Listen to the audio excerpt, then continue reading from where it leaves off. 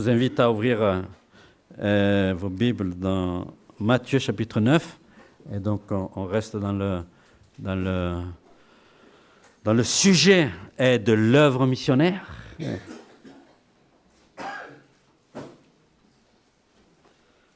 Matthieu chapitre 9, verset 35. Une fois que vous avez trouvé le passage, je vous invite à vous mettre debout pour faire cette lecture de la parole de Dieu. Matthieu 9, 35.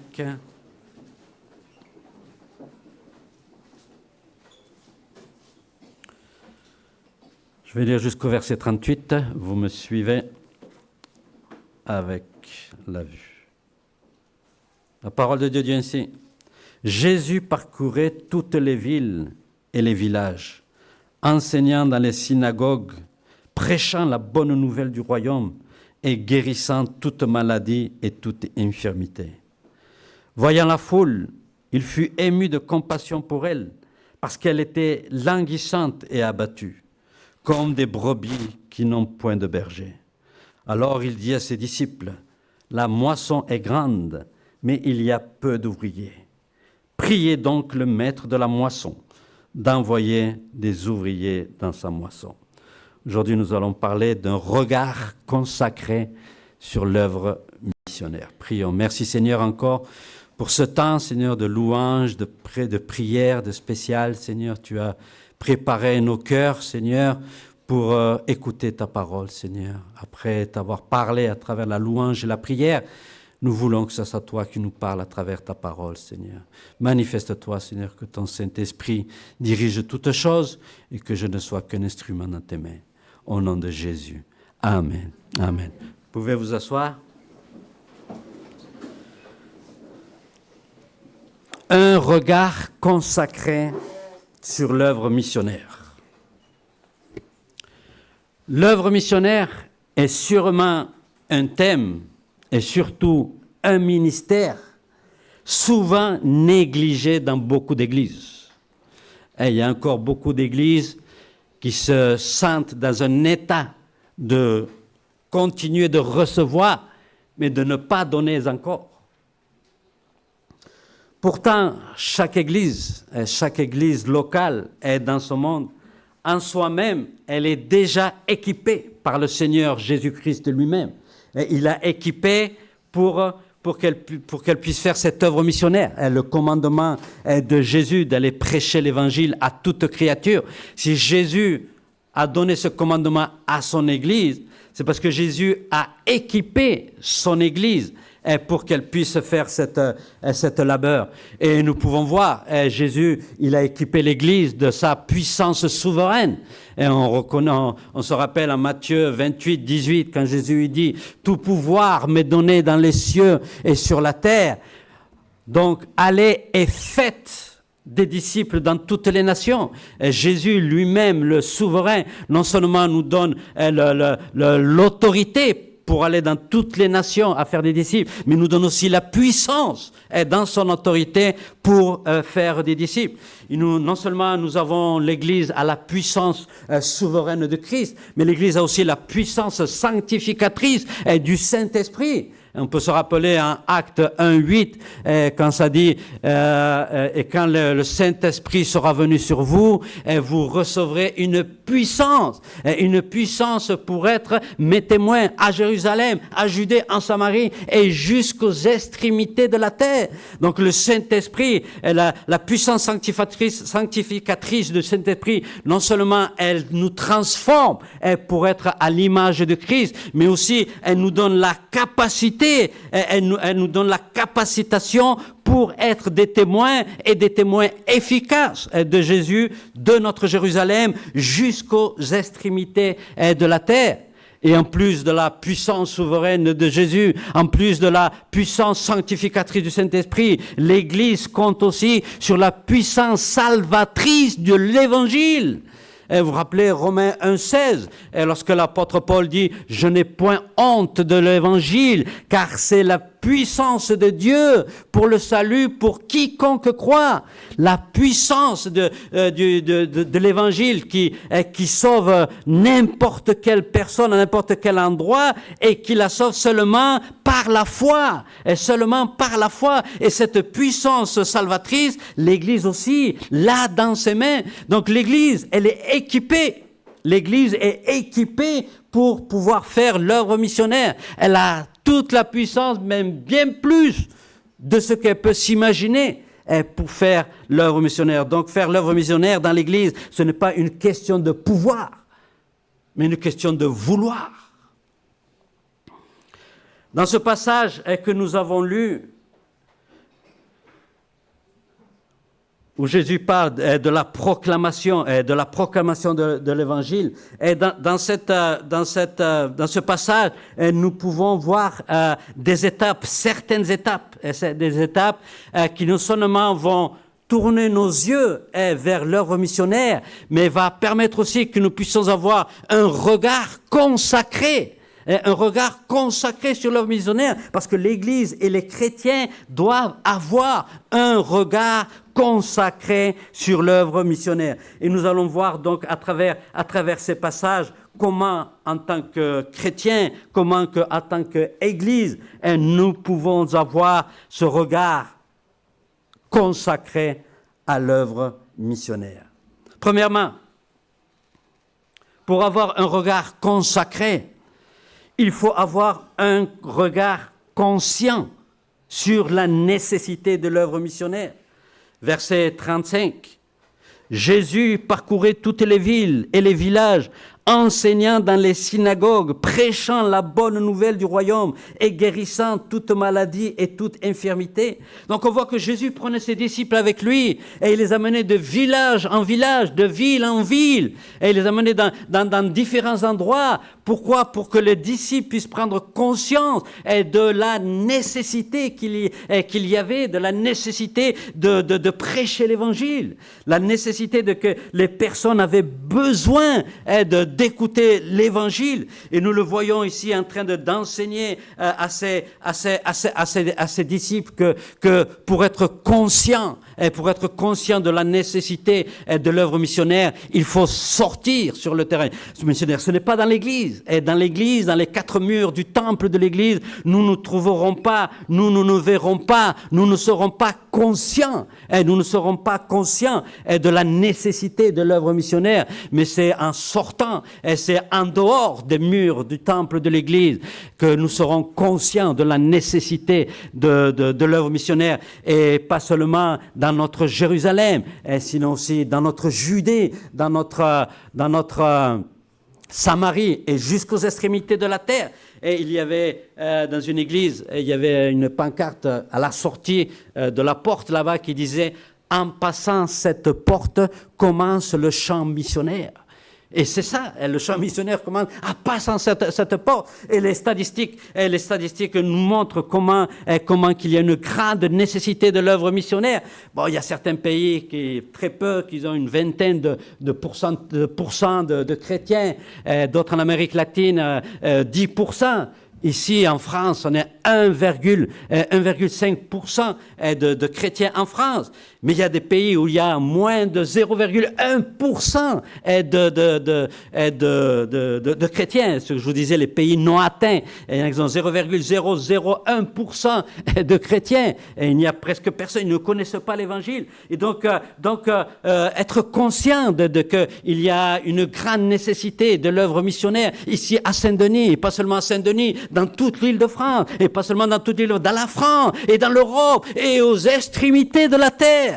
Mais c'est seulement en étant conscient de la nécessité qu'on pourra avoir un regard différent sur l'œuvre missionnaire, un regard consacré sur l'œuvre missionnaire. C'est en étant conscient de la nécessité que l'Église va se mobiliser, que le chrétien va se mobiliser pour pouvoir participer, s'impliquer dans le commandement que Jésus a laissé à son Église. Et pour avoir un regard consacré sur l'œuvre missionnaire, il faut avoir un regard conscient de la nécessité spirituelle qui nous entoure depuis notre Jérusalem jusqu'aux extrémités de la terre, mais aussi pour avoir un regard consacré sur l'œuvre missionnaire, il faut avoir aussi un regard compatissant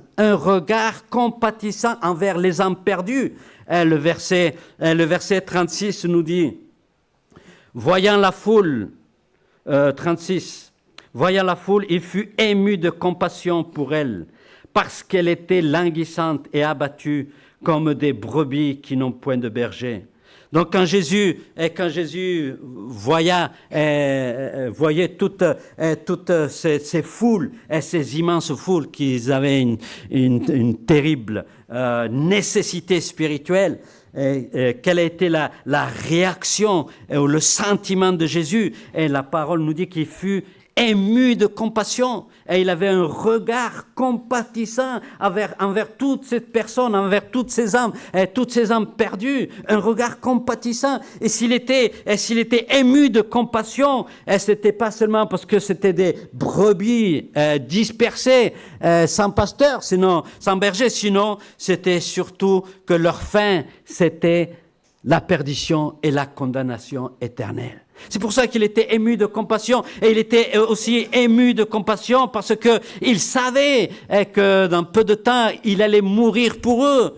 Et il était ému de compassion parce que c'est par amour qu'il allait donner sa vie pour eux quelque temps après cette scène. Et non seulement il allait donner sa vie pour eux, mais aussi donner sa vie pour nous. C'est par amour que Jésus a été ému de compassion. C'est par amour que Jésus a eu un regard compatissant envers les âmes perdues.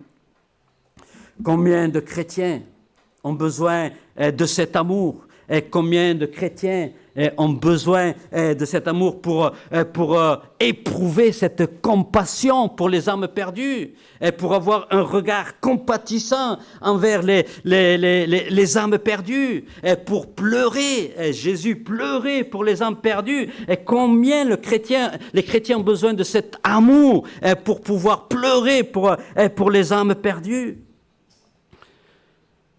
Tristement, aujourd'hui, les chrétiens peuvent pleurer plus facilement pour plusieurs choses. Ils peuvent regarder un film et une fin tragique, terrible, et pleurer. Plus pleurer pour des situations communes que pleurer pour des âmes perdues. De la compassion. Les chrétiens, plus de compassion pour eux-mêmes. S'ils perdent leur téléphone. Pauvre de moi, j'ai perdu mon téléphone. Si la voiture ne marche pas, pauvre de moi, ma voiture ne marche plus.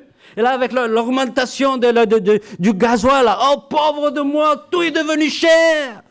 Compassion sur soi-même, alors que des millions et des millions d'âmes ne connaissent pas Jésus et n'ont pas la possibilité de connaître l'Évangile. Un regard compatissant, ici, à Saint-Denis, mais aussi au loin, là où ils n'ont aucune opportunité d'écouter l'Évangile, jusqu'à qu'un ouvrier aille leur parler de Jésus.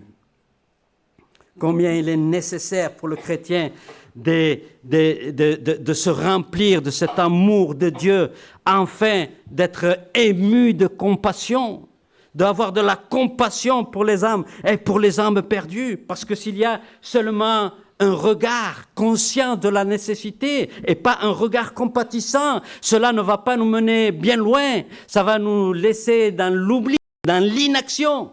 Non, il est nécessaire d'avoir un regard conscient de la nécessité spirituelle, mais aussi un regard compatissant pour les âmes perdues qui sont autour de nous. C'est cette compassion, non seulement la conscience, mais la compassion aussi, qui va nous motiver, nous mobiliser, nous consacrer à la recherche des âmes perdues et à l'annonce de l'évangile de Christ.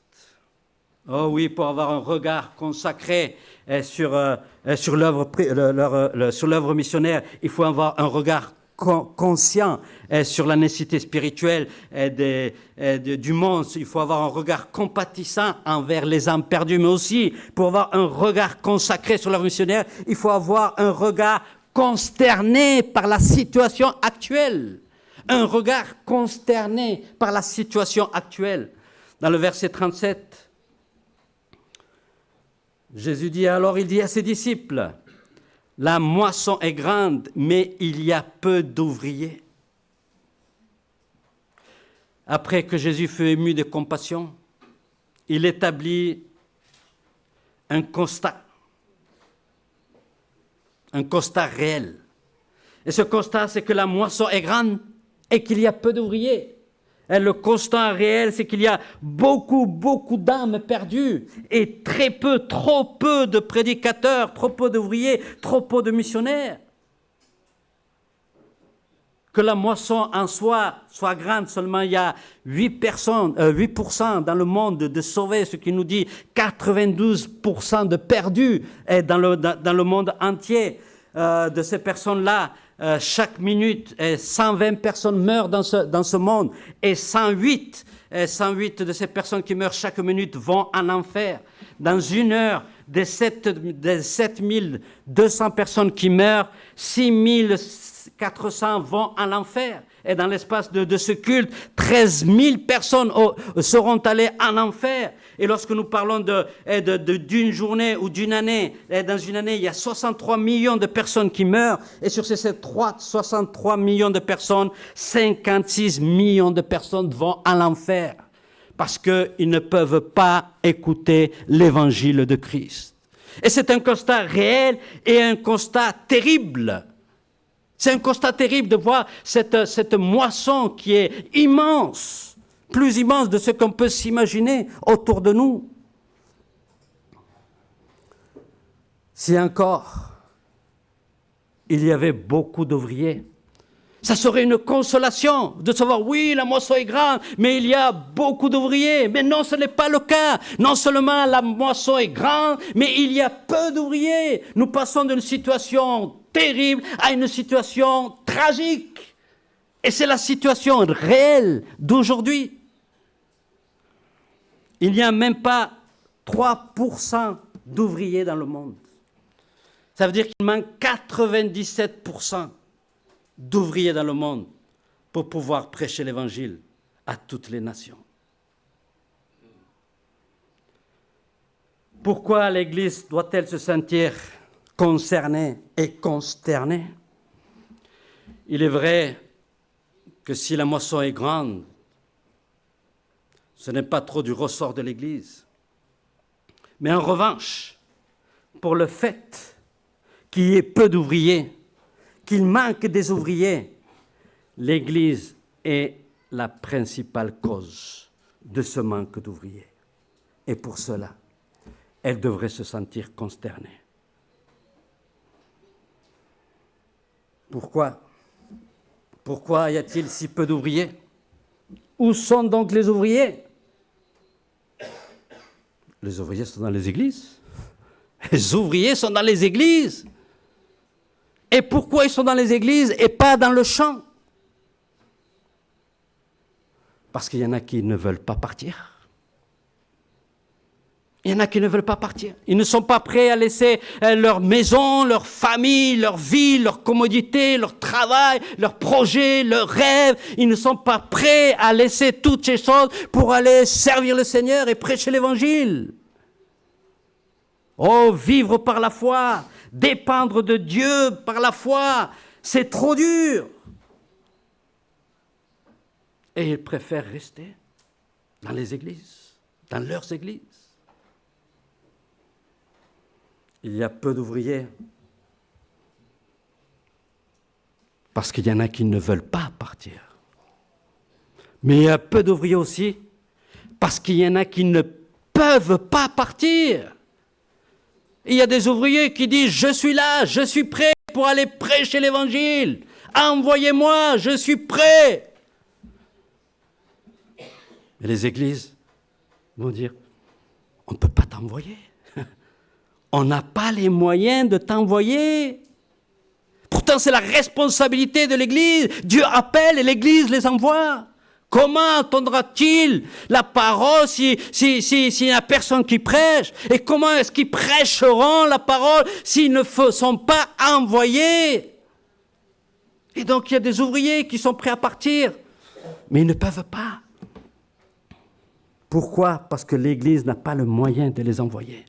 Et l'Église n'a pas les moyens de les envoyer parce que les chrétiens n'investissent pas dans l'œuvre missionnaire. C'est un investissement.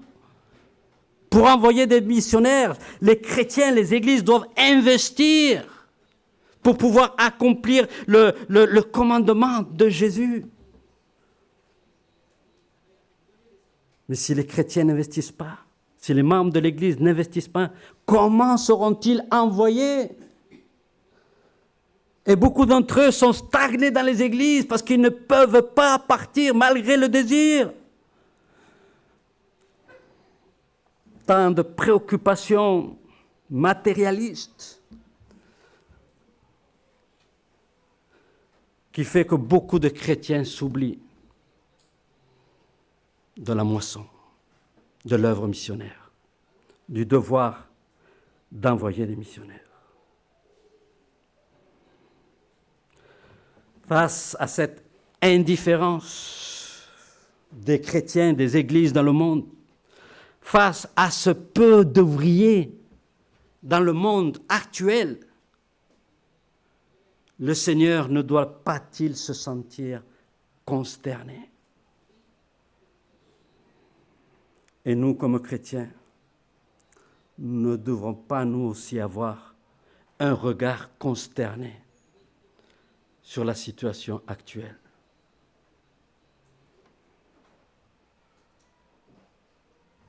Il est nécessaire d'avoir un regard concerné et consterné par la situation actuelle, par ce manque d'ouvriers dans le monde pour pouvoir réagir et se consacrer à l'œuvre missionnaire.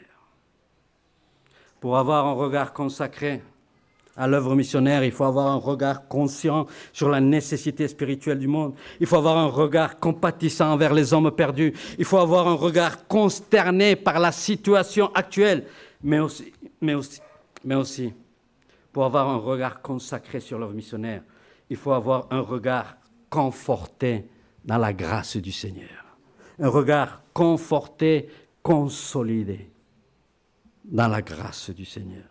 Le verset 38 nous dit « Priez donc le maître de la moisson d'envoyer des ouvriers dans sa moisson. » Après que Jésus ait présenté ce constat terrible et tragique de que la moisson est immensément grande et que les ouvriers sont très peu, il recommande, ou plutôt il commande aux disciples de prier.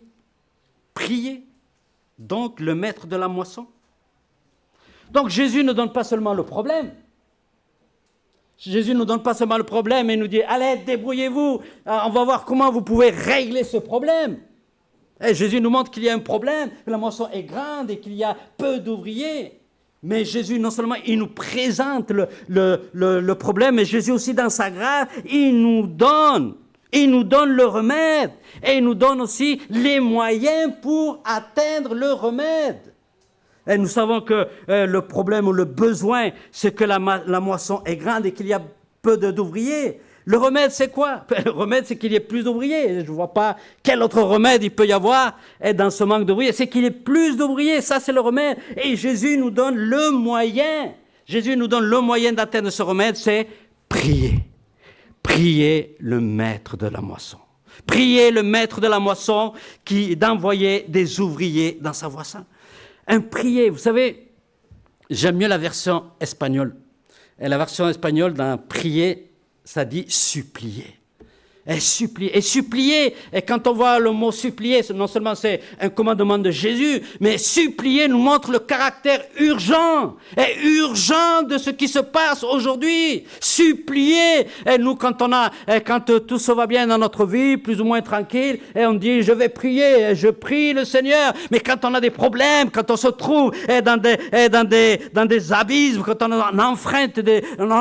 affronte des situations terribles, on est là en train de supplier le Seigneur. Seigneur, je te supplie, je t'implore, aide-moi. Pourquoi? Parce qu'il y a un caractère d'urgence.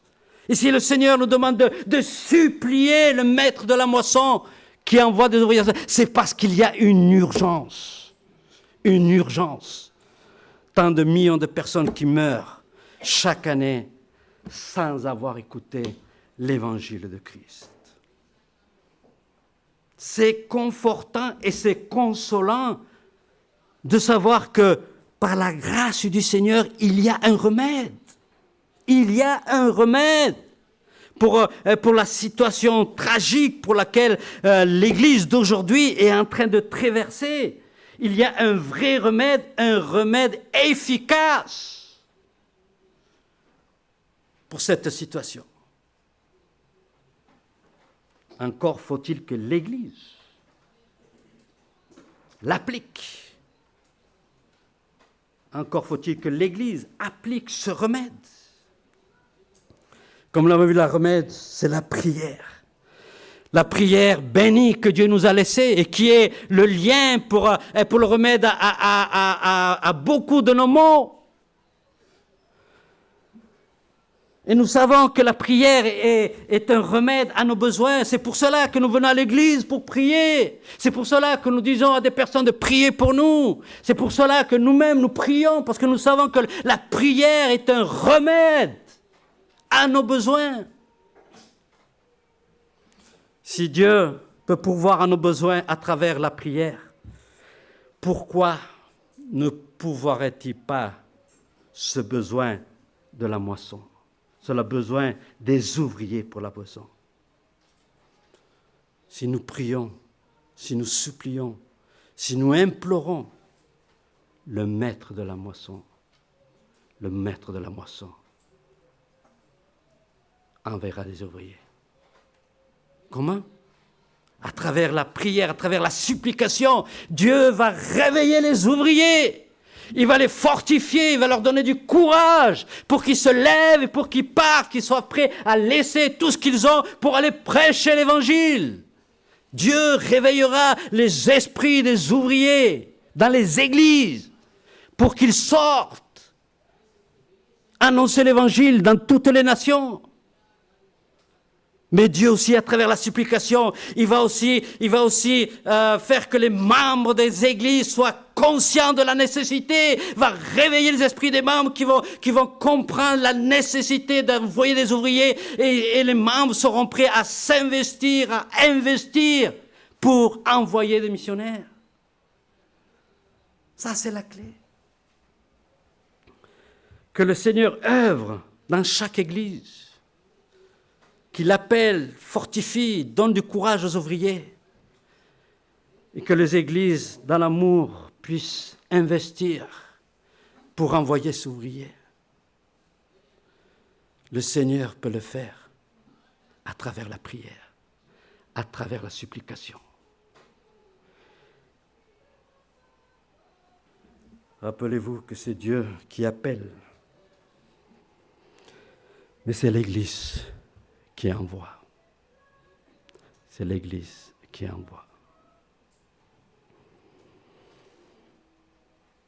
Pour terminer, mes frères et sœurs, ayons un regard toujours plus neuf envers l'œuvre missionnaire.